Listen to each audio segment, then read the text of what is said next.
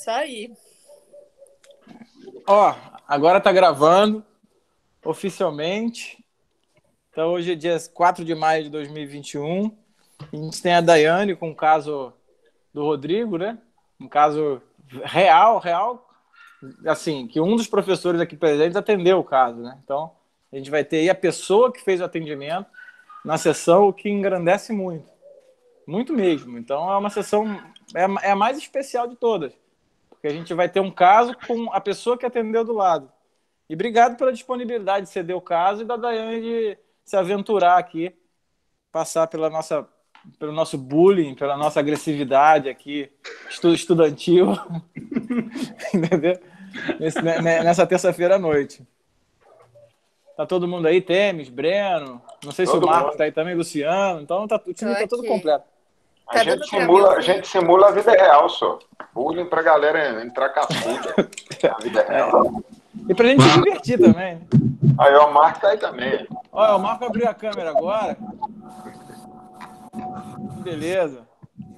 Que beleza que eu digo assim, não a sua beleza, beleza? A beleza do cenário, da situação, né? Pode começar aí, Daiane. Ele não tá ficando maior, né? Filinto tá adorando o clima, então a gente vai começar a piorar esse clima para você, hein? Aperta Parece que F5, não tá Daiane. conseguindo apresentar, né, Dani? Aperta F5 para ver se vai.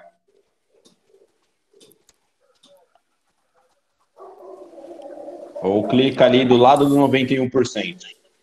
Ali embaixo.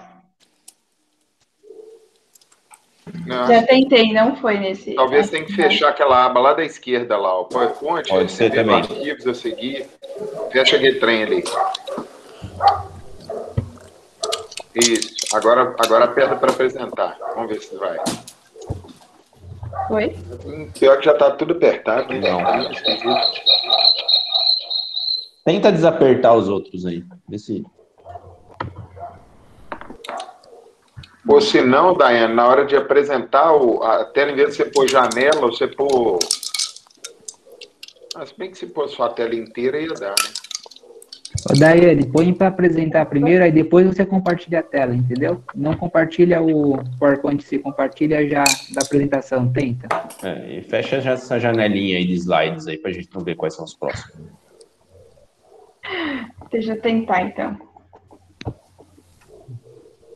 Já põe no modo apresentação, aí compartilha da apresentação, entendeu? Flávia tá presente também.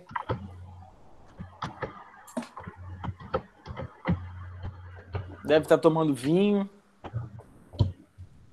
se embriagando. Que a Flávia é médica das antigas, viu? Já tem 55 anos de formado. Foi, gente? Agora foi. Oi? Rolou. Ah, então tá bom. Deixa eu fechar aqui. Não saiu nada, né? Continua? Não, tô vendo. Ah, então tá bom. Vai ter legal, vai lá. Então, boa noite. Eu sou a Daiane. Eu sou da Liga de Clínica Médica do Centro Universitário São Camilo. Eu vou apresentar um casinho para você. Esse daqui, eu só organizei um pouco melhor a vinheta, mas as informações são as mesmas. É um paciente, é um homem, né? 43 anos, procedente de Carapicuíba. Ele vem com a queixa de dor para urinar há uma semana, né? E aí ele procurou o PS em fevereiro desse ano, 2021, porque há uma semana ele tinha dispneia, anorexia, oligúria, polaciúria e disúria. Nega febre, refere que em 2015 ele teve episódios de TUD de repetição. E esses episódios de TUD de repetição, ele fala que foi cerca de 3 episódios no ano. De antecedente médico pregresso, ele tem hipertensão já diagnosticada há 2 anos, ele faz tratamento com losartana, captopril e hidroclorotiazida. Ele nega diabetes e dislipidemia. E aí, alguém quer falar? Algum aluno? Filinto aí que tá achando o clima bom? Vamos lá, Filinto. Vamos piorar o clima para você?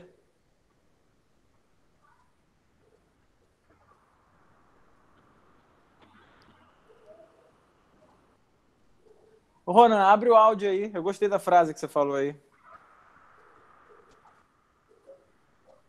Não, essa frase, na verdade, foi inspirada numa aula que você deu, inclusive, Bruno, lá no seu curso, onde você falava para a gente ficar esperto, porque ITU em homem não é comum, então você até falava que não existe ITU em homem que não seja complicada, né? Então, chama atenção a esses episódios desde 2015. A princípio, quando eu li o caso, me lembrou, como hipótese, né? Uma dor de nefrolitíase, só que aí fiquei na dependência de ter alguns dados a mais, por exemplo, quais são as características dessa dor, se é uma dor de caráter migratório, e eu fiz essa associação porque ITU de repetição é fator de risco para nefrolitíase também, né? Porque eu acho que uma entrevista mais detalhada ajudaria a gente, e alguns exames também. E se for para chegar num síndrome, para organizar o pensamento, eu acho que poderia partir de síndrome da augúria, né? Eu acho que a gente pode chamar assim.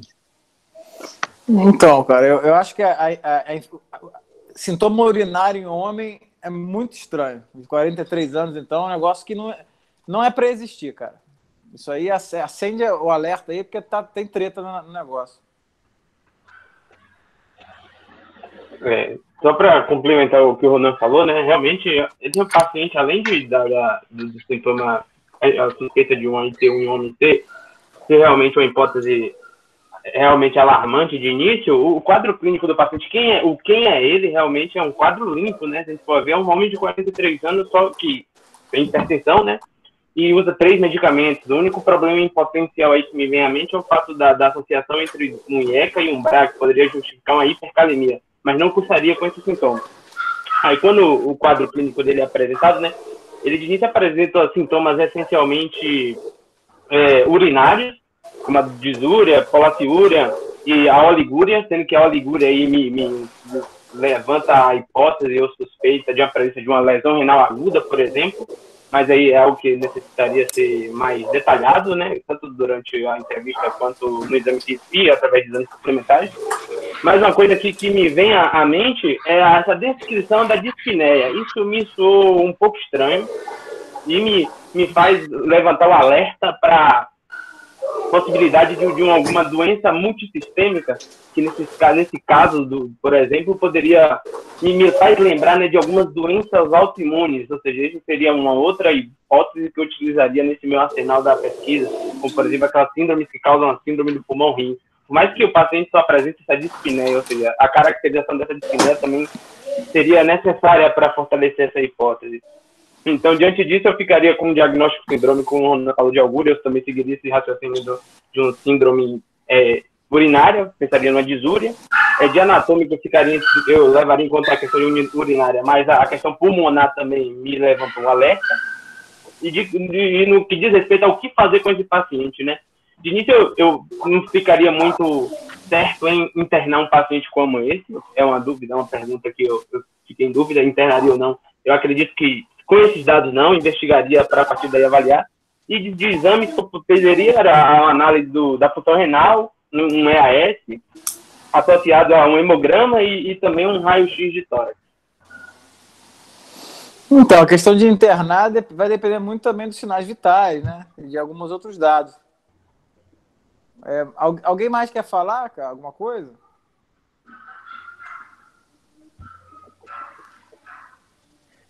Bruno, Oi? tudo bem? E aí, cara?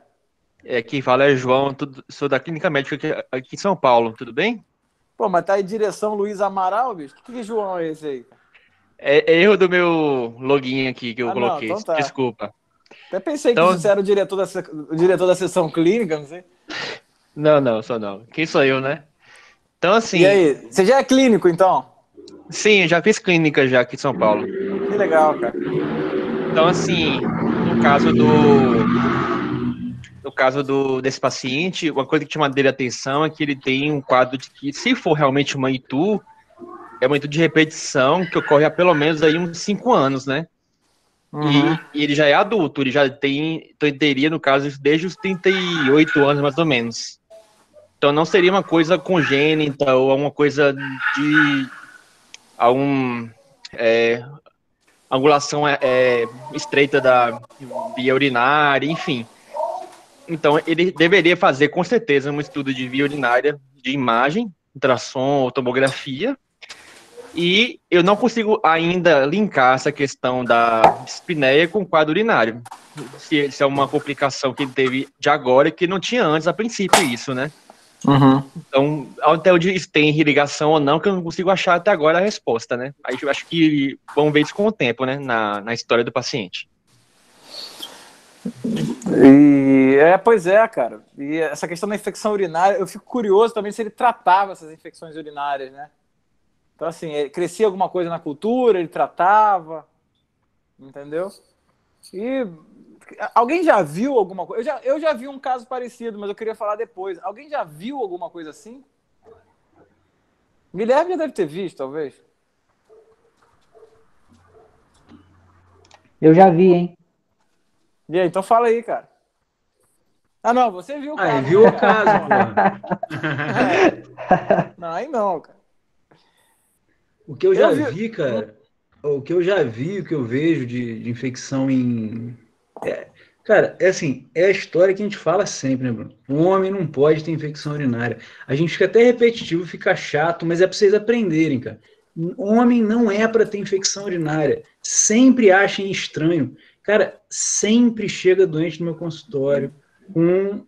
Ah, doutor, fui na emergência, estava com dor, e aí me deram antibiótico e tal. Cara, é muito comum, as pessoas parece que não sabem disso. Assim, homem não é para ter infecção urinária. Se tiver, você tem que ter uma grande justificativa para isso. Então, você vai pensar em uma fístula do intestino para a bexiga, você vai pensar numa imunossupressão, você vai pensar num cálculo complicado. É alguma coisa esquisita, não é o dia a dia. Homem não é para ter infecção urinária. O que eu vejo com alguma frequência de homem com infecção urinária, já vi infecção de repetição, mas em transplantado, né, cara? Que aí o cara tem, além da alteração anatômica do próprio transplante, né, implante ureteral e tudo isso, o doente também tem imunossupressão. Então, esse é o doente que eu já vi com infecção de repetição. E já vi uma vez um doente também que tinha uma fístula do reto com a bexiga. E aí ele fazia infecção de repetição também. Mas assim, é uma coisa muito específica, né, cara? Não é o dia a dia, você não vai ver isso todo dia. E se você identificar isso, e às vezes, cara, esse cara vai só na emergência, o pessoal passa um antibiótico para ele, fala, eu tô com infecção, e aí ele, como se já tivesse acostumado com isso, e aí toma um antibiótico, acha que dá uma melhorada, e vida que segue.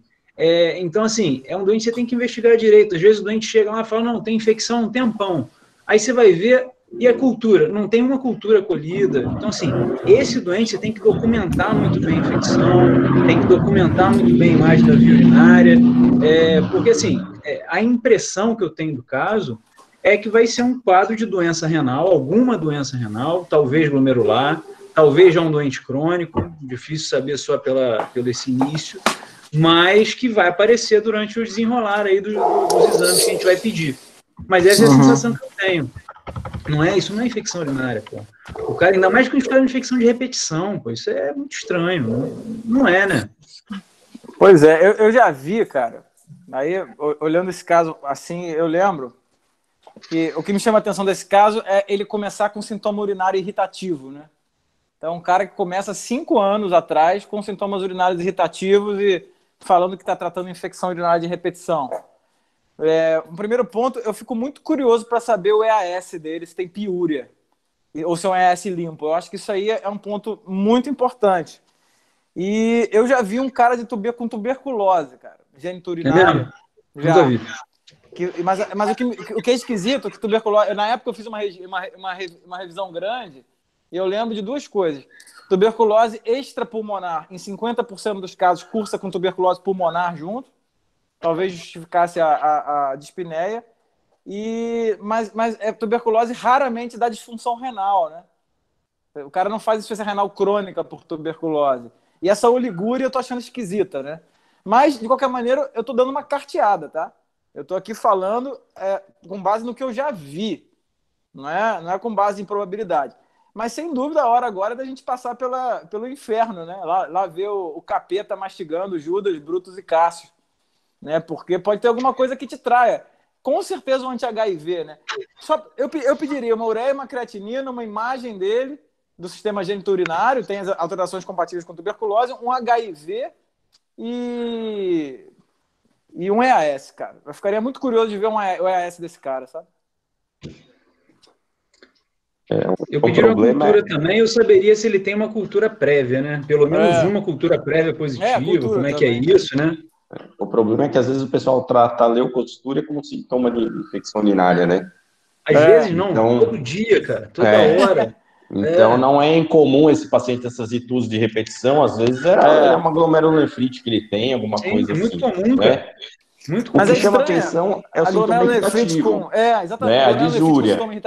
Mas ao mesmo tempo ele não tem febre, né? Também fala um pouco contra, né? Então uma infecção urinária dependendo de ser homem ou não, né? Mas uma infecção urinária num paciente jovem tão importante, levando a oligúria e tal, sem febre, já fala um pouco contra.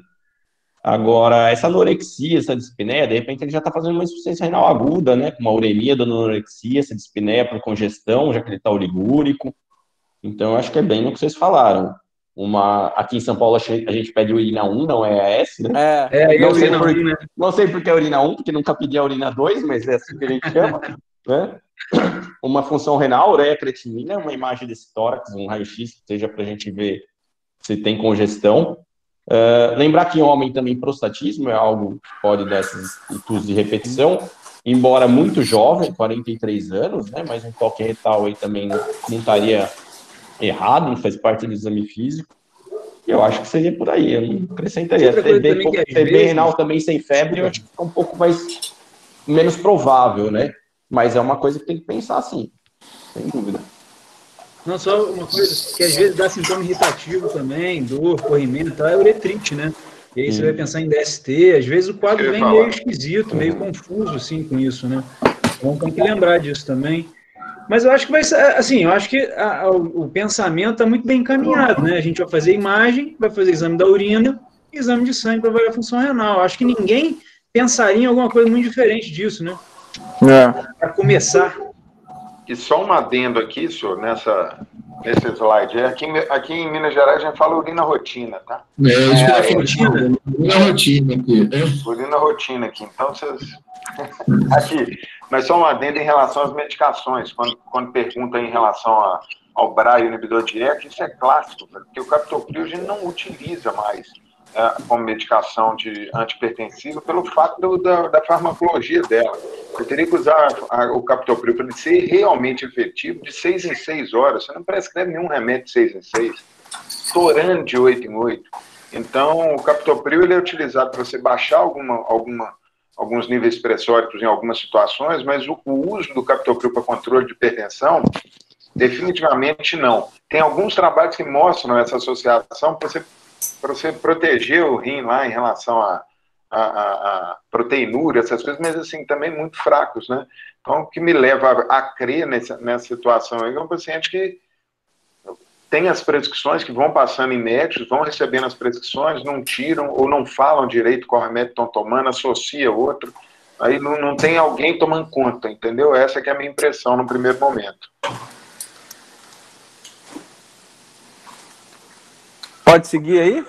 Posso só fazer uma pergunta? Esse paciente usa alguma substância, abusa de alguma coisa ou não? Desculpa, não entendi. Tem história de abuso de droga ou não? Ah, tá. Eu vou passar o próximo slide, e aí eu acho que vai ficar mais claro para você. Pode ser? Espera só um minuto. Ele tem uma história de uma ira por conta de um abuso de cocaína faz 9 anos. Ele precisou fazer hemodiálise, né? Seguiu, teve alta, mas não teve segmento como nefrologista. E em 2015 também, junto com esse início das infecções de repetição, ele fez uma laminectomia por conta de uma hérnia lombar sintomática. E aí foi a partir daí que ele falou que começou a ter essas infecções. Ô, Marco, por que você foi na mosca aí do uso de droga, hein? Agora eu fiquei curioso. Ketamina pode dar, né, disfunção de trato urinário, dá lútis, né? Não pode ser cocaína, né? Ah, tá. Pode dar, mas... O que é, Marco? Anfetamina? Ketamina pode dar lútis, né?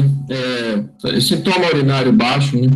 Mas qual é a droga? Ketamina? Ketamina, Ah, tá. Não sabia não, cara. Anfetamina? Ketamina Ketamina. Onde Droga, pega na mais? verdade. Vou só complementar aí, essa secundária cocaína aí, a gente esqueceu de colocar ali, foi pro rabdomiólise mesmo na ocasião. Ah, tá. Tá. Ele não usava anti-inflamatório, não. Ele deixou ele com a bexiga neurogênica, algo assim, justifica, né? Não sei isso aí, como é que ficou, né? Ele tava usando muito Aquele trem que a galera opera também hernia igual água, né, velho? Então é difícil você falar que esse negócio aí... Mas é uma possibilidade mesmo, né? E onde é que o cara arruma ketamina, cara?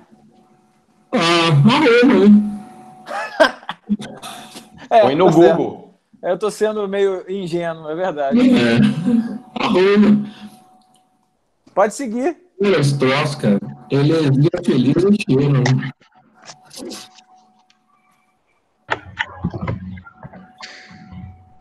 No exame físico, ele chegou, né, em bom estado geral, a pressão dele estava elevada, 193/106.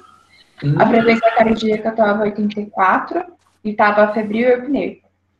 No aparelho cardiovascular, né, ele estava normal, as bolhas rítmicas morfonéticas em 2 tempos, não tinha nenhum sopro.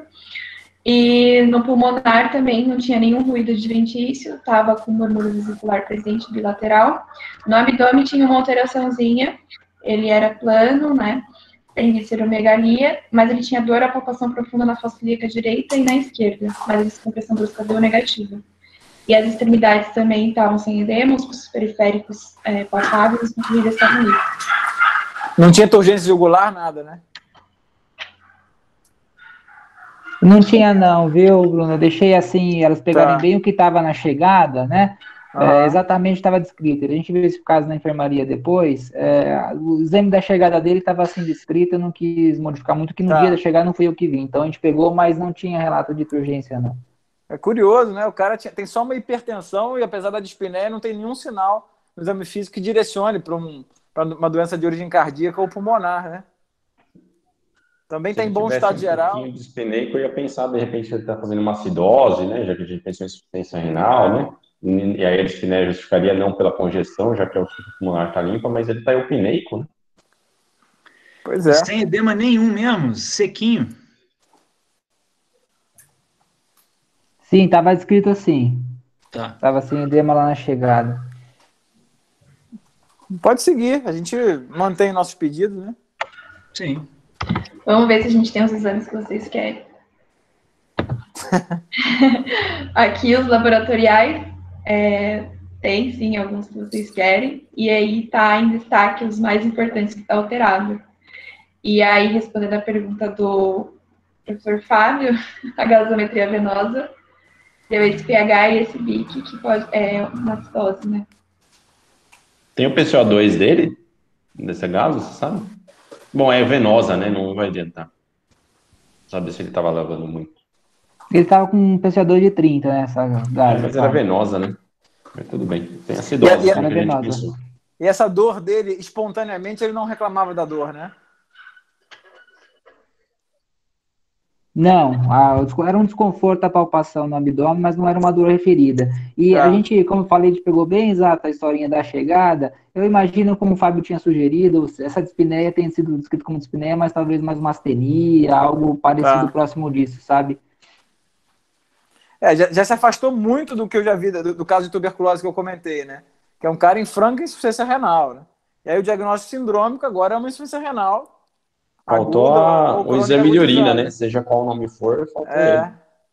Tem mais exames. Vocês querem que eu vá mais pra frente? Ou deixa. E o Luciano e a Tênis? Eles não estão falando nada. Acho que eles estão com raiva. Vocês estão me ouvindo? Vocês desculpa porque eu tô... os dois exames? Eu acho que não dá pra ouvir. Eu tô ouvindo. Eu tô ouvindo perfeitamente. Então tá bom. Não tenho muito o que falar. Quando eu li o caso... eu tive uma impressão parecida com o Bruno, claro que é uma coisa mais rara, mas não sei, eu liguei o pulmão e a parte renal, pensei até numa tuberculose, né? Uhum. E claro, aí numa coisa mais básica, investigar em relação, estou falando do começo da história, né? Em relação à infecção urinária de repetição, Mas daí depois se esclareceu que ele tem. E agora eu tô aguardando também, né? Eu acho que não tem muito o que falar. Bruno, você tá me ouvindo? Vocês estão me ouvindo? Tô ouvindo. Desculpa, porque eu tô com um problema de conexão aqui, por isso que eu tô meio... Aí eu tô com o celular aqui agora. Ô, Dai, não, mostra os dois impressão- slides de exames, desculpa, Bruno, só para mostrar os dois que são exames de sangue e de urina, daí já junta tudo no pensamento, Aí. mostra as 2 páginas, ó. Aí são os laboratoriais todos. Paratormônio, tá bem alterado, né? Ah, então já é um renal crônico, né? Deixa eu ver aqui. Essas ETUs aí eram as leucocituras que a gente comentou, né? Peraí, ele tem leucose 280 mil? E massa 128. Não, na urina. Ah, Na urina. tá. Não, tudo bem. Não, beleza. Uma urina bem rica, né? Tem uma proteinúria importante, né? Tem uma lesão aí. Mas a impressão minha foi isso que vocês falaram mesmo, uma infecção de repetição em homem, que você teria que saber qual que era a causa, já foi identificado. E pensei, né, para explicar o envolvimento pulmonar, eu pensei, será que essa pneumonia tem uma pneumonia associada, tem uma sepsis, tem uma insuficiência renal? E aí agora a gente tá vendo, né, que já tem uma insuficiência renal crônica que parece que agudizou. E, Guilherme, você pensaria num renal crônico que fez uma rapidamente progressiva? É possível isso? Eu acho que é possível. E assim, esse doente aí, cara, é o doente que a gente vê todo dia, principalmente no hospital, né? Um doente que chega urêmico, com insuficiência renal descompensada, e aí a gente fica sempre na dúvida se é agudo ou se é crônico. Eu acho que o exame, assim, a história ajuda muito, né? Esse cara já tem história, sei lá, de 5 anos de evolução, né? Já dialisou 9 anos atrás. Então, é um doente que tem pinta de ser crônico, né? Pela história e por isso. Mas, assim, eu acho que o exame que mais ajuda a gente na beira do leito e nessa identificação e nessa avaliação é o ultrassom. O ultrassom, se esse paciente vem com rim de tamanho normal e uma cortical razoável, biópsia renal, e aí na biópsia a gente vai avaliar se... Às vezes a gente se engana, né? Às vezes, principalmente um doente jovem, a gente tende a biopsiar mais, porque se for uma causa tratável, né? Uma vasculite, uma glomerulonefrite, alguma coisa desse tipo, a gente vai conseguir tratar, provavelmente, né? E o cara vai recuperar a função renal. Mas é difícil, nesse momento que a gente está, é difícil saber se o cara é agudo ou crônico, mesmo se você identificar, por exemplo, dimorfismo na urina, não dá para cravar sem ter o exame de imagem, sabe? Acho que agora o exame de imagem é a coisa mais importante para a gente seguir no raciocínio, entendeu? Guilherme, Fala. pode falar que esse exame de urina aí, que ele tem uma síndrome nefrítica aguda aí? Acho que sim, né? O cara tem hipertensão. Só tá faltando um pouquinho de edema, né? Mas dá para dizer. Porque, assim, essas síndromes, cara, são muito... Até para os alunos... acho que é importante para os alunos isso. As síndromes são coisas que nos guiam no raciocínio. Não é porque o doente não tem edema que a gente não vai dizer que o cara que tem hematura, disfunção renal, piora da função, né? Um pouco de proteinúria, tem síndrome nefrítica. A princípio, ele tem síndrome nefrítica, né? Então, eu acho que a gente, investigando esse caso agora, a partir de uma hipótese de síndrome nefrítica, eu acho que vai bem, sabe? Acho que a gente consegue definir o diagnóstico. PTH aí falaria mais a favor de crônico, né, Guilherme? Sim, falaria. Né? Já que não tem ultrassom, a gente provavelmente vai vir um rim diminuído, né? 7,5 de hemoglobina também, PTH estourado. Isso aí chega andando no pronto-socorro. A não ser que tenha, essa acidose, né? Que tenha alguma doença que cause anemia associada, né? Às vezes um quadro sistêmico, né? Uma vasculite, já havia acontecido, o paciente chega com vasculite, ou às vezes uma síndrome hemolítica urêmica, então uma coisa mais rara, que pode dar um grau de hemólise e pode dar insuficiência renal associado. Mas, assim, de maneira geral, grosso modo, tá com pinta de crônico, né? E biópsia renal aí tem indicação? Então, cara, eu acho que o ultrassom que define isso. Se o ultrassom tiver um rim de tamanho normal, eu acho que vale a pena biopsiar pela idade do doente. Eu acho que muda tudo. Se vier um rim de tamanho normal aí, a não ser que o rim venha com perda total da diferenciação, alguma coisa assim. Senão, aí também depende da facilidade que você tem para biopsiar, né? Se for fácil de biopsiar, se você tiver num serviço que dispõe de biópsia, Aí não tem muita dúvida não, cara. Ô, Rodrigo, nesse momento, o que vocês estavam pensando, cara? O que passou na sua cabeça quando você viu esse exame, cara? Primeiro, a definição que a gente até passa para os meninos, para os residentes lá, nesses pacientes que você chega e enxerga que está numa insuficiência renal, você tem que, primeiro de tudo, se ele está em urgência ou não, né? Num segundo momento, fazer aquela diferenciação se é um quadro mais agudo, um crônico agudizado, em paralelo em busca da etiologia, né? Então, nesse momento, a gente acabou até indicando o início de terapia renal substitutiva para ele, interpretando um pouco lá da questão da astenia, ele ficou nauseado durante a internação, uma síndrome, deflagrando mais um quadro urêmico mesmo, começou a fazer hemodiálise, mas realmente o que chama a atenção, que acho que é um dos pontos principais que a gente até trouxe esse caso, é a questão dessa história de infecção urinária de repetição há 5 anos no paciente homem. Isso não é acho que é a mensagem principal para os alunos, né? É o que você já comentou lá do começo, que é a mensagem que a gente quer trazer. Tem que investigar, né? Esse paciente ele vem evoluindo com uma doença desde 5 anos. E aqui eu vou trazer um detalhe, ele conta que quando ele fez a laminectomia, olha que interessante, ele fez a laminectomia, recebeu alta e voltou por sintoma urinário, aí reinternaram ele uma semana depois, porque tinha alteração no exame de urina, segundo ele.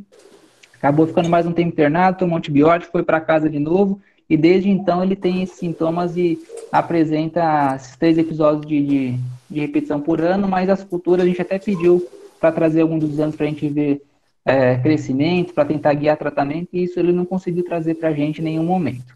Quando ele falou da laminectomia, depois vocês vão ver os exames de imagem que vão te dar mais propriedade do que a gente pensou disso, chamava atenção, o cara mexeu na coluna, né, mas ter disfunção vesical para isso, justificar uma disfunção vesical, né, citar ali a questão da bexiga neurogênica, né, que é mais comum na infância, enfim, ou algo congênito, mas pós mexer na sistema nervoso central, ali na questão de medula, mas não tinha sintomas de membros inferiores, não tinha outros comemorativos para isso.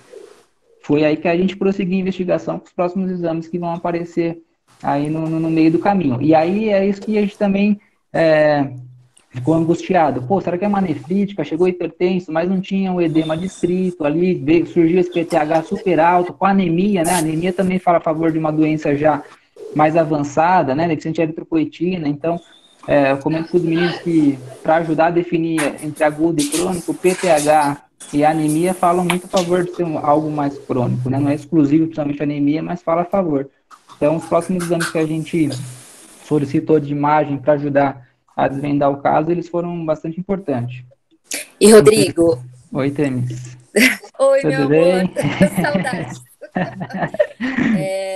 Essa história da cocaína, vocês que atenderam, não, né? Porque foi só nessa internação. Como foi há 9 anos atrás, até foi no próprio serviço, mas ele foi um quadro bem descrito por rabdomiólise, sabe? Então vocês viram um prontuário, né? Isso, fez um quadro agudo e precisou dialisar algumas sessões durante a internação e recebeu alta assim, com função renal recuperada. Tá.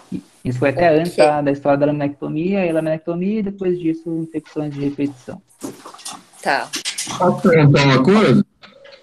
Pode, vamos lá. Ela estava urinando? Eu não escutei, desculpa. Ele estava urinando porque a queixa de polaciúria ela era atual na internação? A polaciúria, ele tinha como sintoma urinário acompanhado da disúria junto dos episódios de infecção, mas ele tinha diurese sim. Tá. Era um pouco mais reduzida, mas ele tinha diurese presente. Tá. Pode passar, Daiane. Então, depois de toda essa avaliação clínica e laboratorial, foi reconhecida uma urgência dialítica, assim como o professor Rodrigo disse, né, que ele fez a hemodiálise e continuou a investigação diagnóstica e etiológica. Só complementando, eu coloquei identificada urgência dialítica, ali nos exames não tinha hipercalemia, tinha só aquela acidose, mas só para complementar que ele desenvolveu depois náuseas e vômitos durante a internação, a gente considerou um quadro urêmico e foi aí. Não foi aquela urgência propriamente dita lá no pronto. Rodrigo, esse doente, cara, na vida real, né, mesmo que você identifique uma causa óbvia da disfunção, a não ser que seja uma obstrução clara por um bexigoma enorme, que é uma coisa que você vai reverter muito rapidamente, mesmo que fosse um glomerulonefrite, mesmo que fosse, independente, se fosse uma doença renal qualquer, esse cara ia dialisar, né? É muito pouco provável que um doente com quase 300 de ureia, mais de 10 de creatinina, não fosse dialisar. E só lembrando, a gente precisa fazer medicina com o cérebro, né? Com a medula, né? Porque às vezes, o nefrologista vê esse doente aí, olha, fala aí, não, isso aí, pô, o cara é crônico, acabou, passa um catéter, começa a dialisar, vai para a clínica e tal, acabou. Às vezes o rim do cara é viável, às vezes você tem alguma história diferente, alguma coisa. Então, assim, tem sempre que pensar, em toda especialidade você tem que pensar, não adianta você querer achar que na especialidade você não vai pensar, não, é a mesma coisa.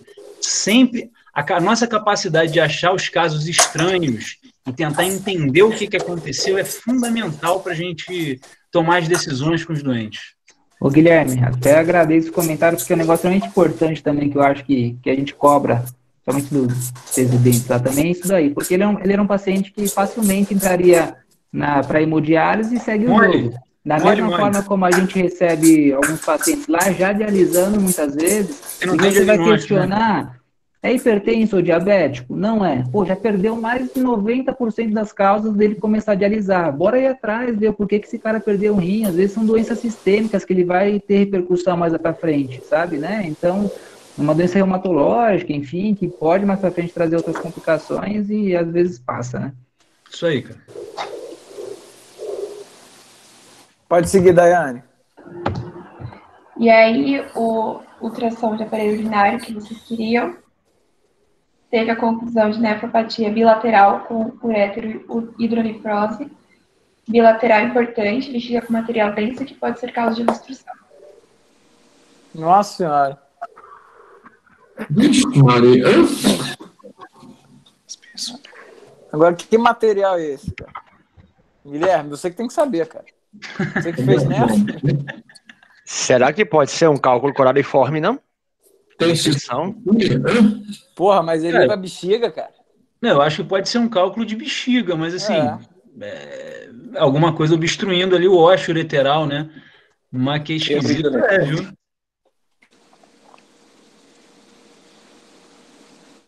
Será que ficou o balão da sonda dentro do cara, bicho?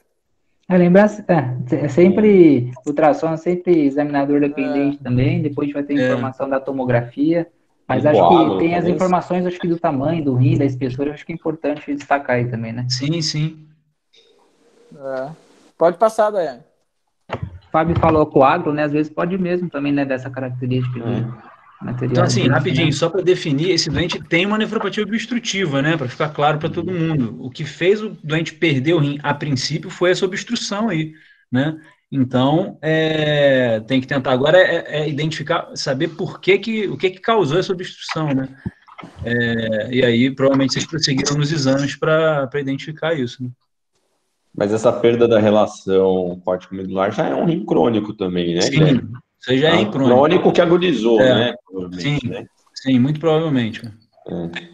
O que chamava a atenção aí, essa hidronefrose, né, bilateral, e citaram lá atrás a questão da possibilidade de HPB, mas é um paciente jovem, né, e confundiu a gente esse material residual denso na bexiga. Falei, pô, será que, né, tem desde sedimento por infecção mesmo, às vezes sangue, né, então a gente partiu para os próximos exames. E aí, só um detalhe, aí sim, o doente que tem uma obstrução dessa na via urinária, esse cara pode fazer infecção urinária, né?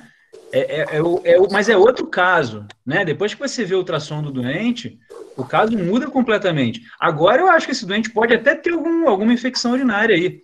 Não tinha agora negativa, é fácil, né? Agora é fácil, mas agora tá com o exame na mão, quero ver antes, cara. Não, cara, o que eu tô falando é que a nossa estranheza... Tô brincando. É que a nossa estranheza ela precisa realmente acontecer, né?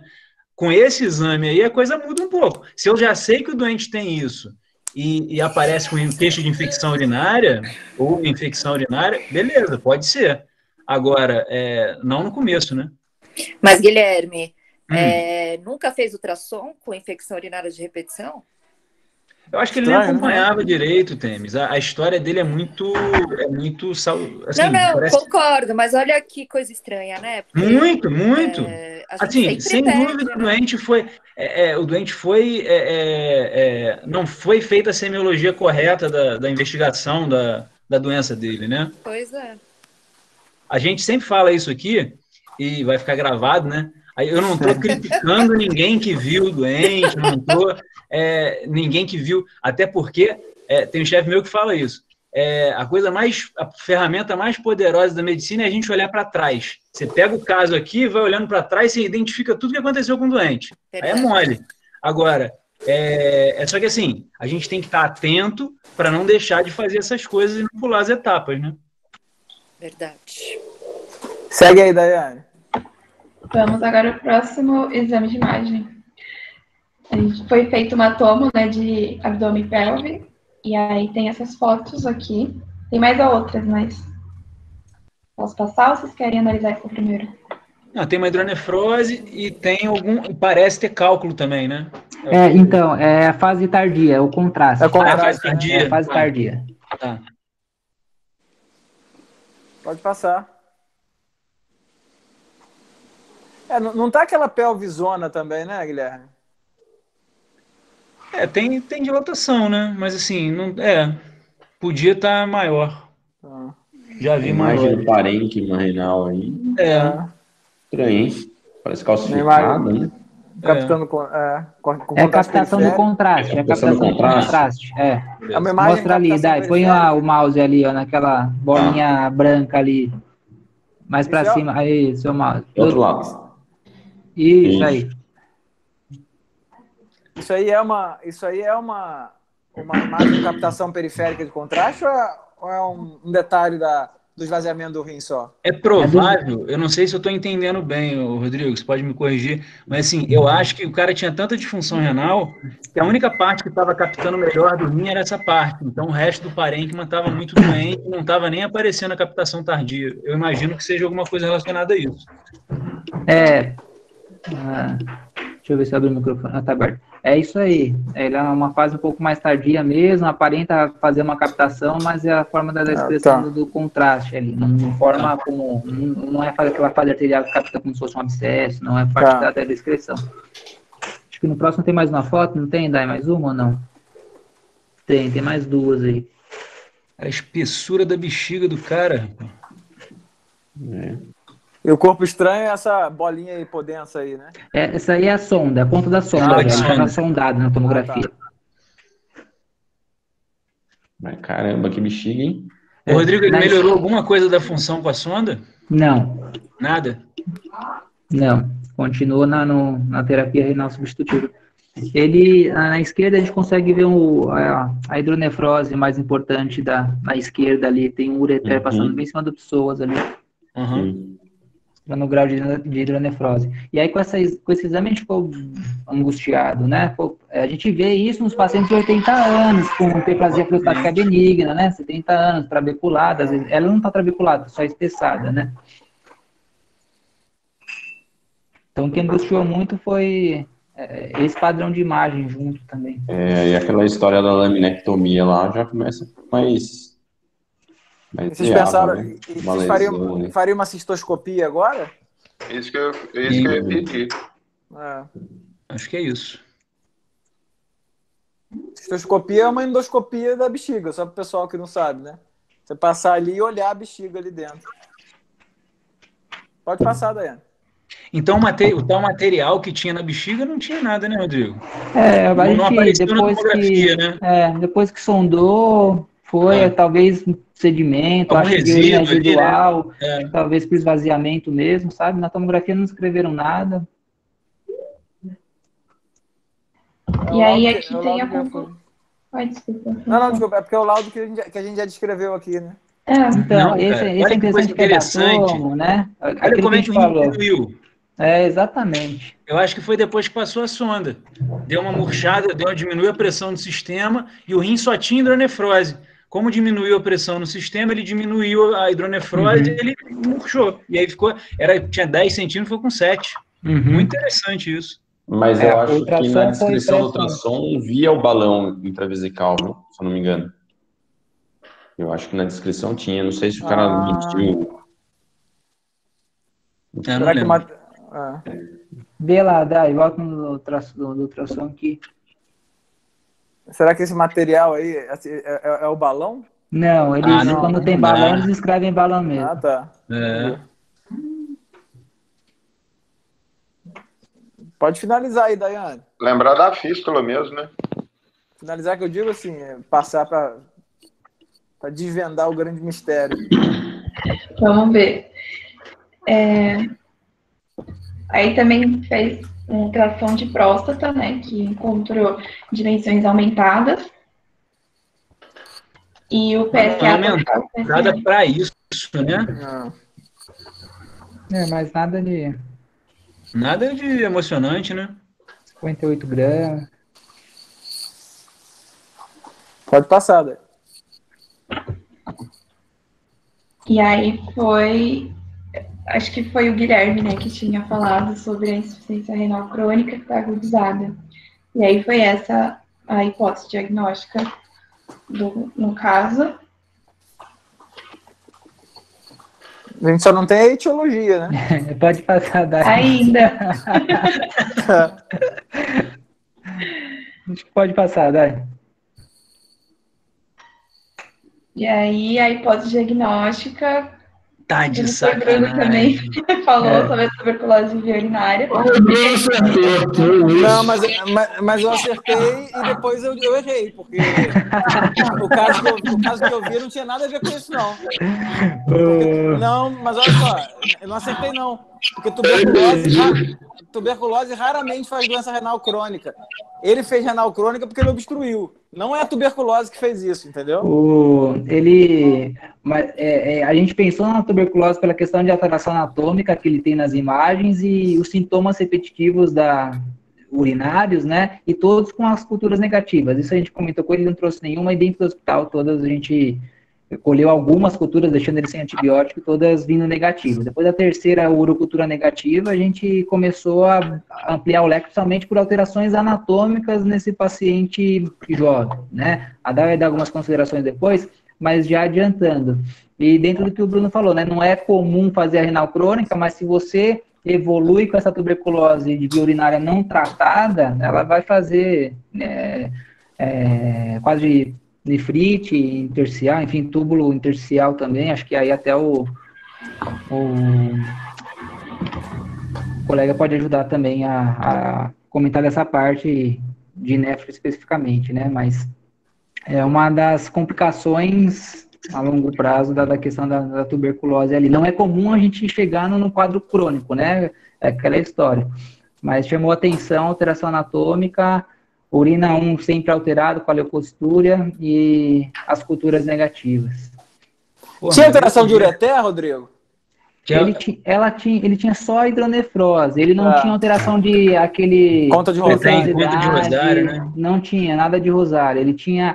chamou a atenção aquele que parecia talvez uma captação do contraste lá na tomografia que a gente trouxe, que era o mais estrutural, assim, visível para a gente, o espessamento da própria bexiga ali também, mas no ureter em si, via uretral não tinha. O segredo desse caso é lembrar que Deus entregou o mundo ao diabo, né? Então a medicina está no colo do capeta. E na 9ª camada do inferno, segundo Dante, está aqui o livro Divina Comédia, estão os traidores, né? As doenças traidoras são as piores, porque elas não se mostram, né? E um detalhe que eu acho interessante, que é mais comum a manifestação incomum da doença comum do que a manifestação comum de uma doença incomum, né? Então é mais fácil você achar uma tuberculose esquisita do que, sei lá, um lúpus, né? Mas olha que interessante, né, Bruno? Você comentou que realmente não é comum chegar dialisando, né? Mas se talvez no 3º ano de infecção urinária dele de repetição tivessem investigado, né? Talvez não tivesse chegado realmente a dialisar, né? Bruno fez igual aqueles lateral que vão cruzar, bicho, manda lá na gaveta, tem a mãe? Igual o Ronaldinho Gaúcho contra a Inglaterra, você lembra? Não... Mais ou menos. Mas você tem seus méritos, né? Pô, maneiro demais, Muito cara. bom. Vocês chegaram a biopsiar conseguiu biopsiar a bexiga? Pensaram em biopsiar a bexiga, Rodrigo? Lá a gente não tem a facilidade da biópsia, agora na pandemia estava mais difícil ainda. Seria um próximo caminho a gente considerar a cistoscopia. A gente estava avaliando a possibilidade da cistoscopia quando o GeneXpert a gente conseguiu o acesso. Aí... Legal, cara. Muito legal. Parabéns. E BAR na urina, você tem que às vezes coletar, quando você não tem o GeneXpert, né? Tem que coletar 7, 8, 10 amostras, vezes, né? Com 3 demora. Não dá para desistir, não. Se a suspeita é grande. E a pesquisa, a gente tem que lembrar que às vezes pode ter os micobactérias não tuberculoses, né? Que faz parte de genitário mesmo, e aí o BAR às vezes pode ser confundidor. O padrão ouro é a cultura, né? Que está em andamento ainda. Que doideira. Caso muito legal. Eu Você acho vai fazer interessante, Rodrigo. Oi? Eu acho que interessante nesse caso aí, aquele quando você investiga o paciente, né? Você quer explicar por que ele está tendo essa infecção de repetição. Porque o que a gente vê na prática a gente vê assim, o cara tem infecção de repetição e o médico trata a infecção, mas muitas vezes não corre atrás do diagnóstico, né? Eu acho que isso que vocês fizeram bem. Muito legal. Eu acho que o primeiro problema é que a gente lembrar que nem toda leucocitúria não é sinônimo de infecção, né? Agora, em sendo infecção, com cultura negativa, tem que lembrar de tuberculose, né? É aí que a gente vai pensar também. Mas nesse caso, que já chegou com o rim todo atrapalhado, aí podia ser só nefrite, né? Não um quadro infeccioso, aquela leucocitúria toda, né? Aí confunde mais ainda. Uhum. Agora, tratou a tuberculose? Como é que tá o esquema aí? Segue aí, Dai. Acho que a Dai tem umas considerações pra gente deixar. Tem mais coisa ainda. Mas ele fechou, né, o diagnóstico, como o professor Rodrigo disse, pelas alterações anatômicas e imagens, sintomas com cultura negativa e o GeneXpert positivo. A cultura para Bari está em andamento e ele recebeu alta e está em tratamento com RIP. Algumas considerações a serem feitas nesse caso, vocês já falaram várias, mas só relembrando, infecção urinária de repetição em homens é incomum, então você sempre tem que investigar. Nem toda disúria e polaciúria é uma infecção do trato urinário, né? E nem toda alteração em exame de urina é uma infecção bacteriana. Lembrar que o PTH pode te auxiliar a ver a função renal, porque ele tem a enzima 1-alfa-hidroxilase, que ativa a vitamina D. A vitamina D auxilia na reabsorção intestinal de cálcio e óssea. E aí, se você está com a função renal diminuída, você vai ter pouca reabsorção de cálcio, e aí o PTH vai elevar.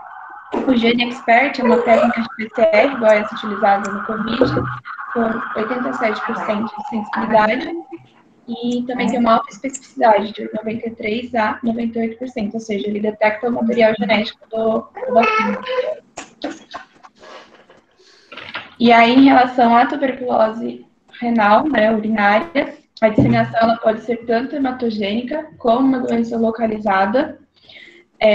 Ela pode chegar pela porção cortical, ela forma granulomas concentrados na região justa glomerular, ela pode evoluir com uma necrose papilar e pode atingir outros locais, como túbulos renais, pelve renal, ureter e bexiga, acho que é o que aconteceu com esse paciente, né? E aí pode levar a regressão das lesões, né, leva a fibrose, deformidade, calcificações. O quadro clínico do paciente com tuberculose renal não é clássico. E quando você tem acometimento de uretérios e bexiga, o quadro é semelhante à cistite bacteriana.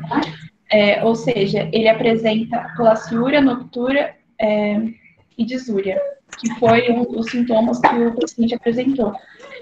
E nas fases mais tardias você tem uropatia destrutiva, pode ter infertilidade, perda de função renal e hipertensão refratária. E é isso. Muito bom. Parabéns, Dai.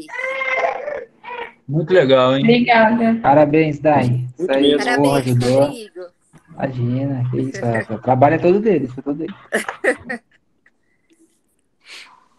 Brunão tá sem som lá, ó. O Bruno saiu. Não mandou mensagem aí, falou muito bom o caso. É a história da passar roupa, eu acho esquisito. Vocês não acham esquisito, não? Ele saiu. Eu acho que voou na cabeça dele. Queimadura de 3º grau na cara lá.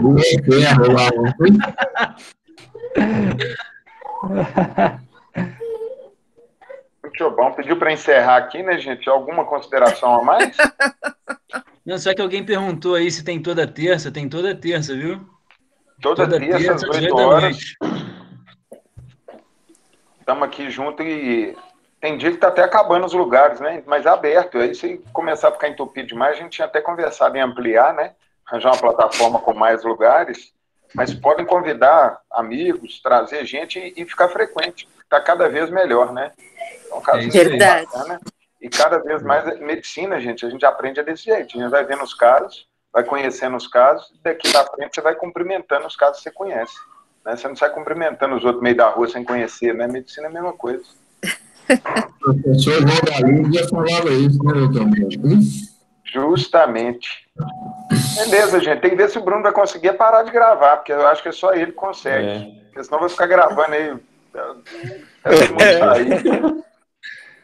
Beleza, gente. Toda semana que vem nós estamos na área. Valeu, Um abraço, vocês. Um abraço. Então, tá bom. Até mais, tchau, Muito legal. Até mais. Valeu, tchau, tchau. Parabéns, ótimo caso.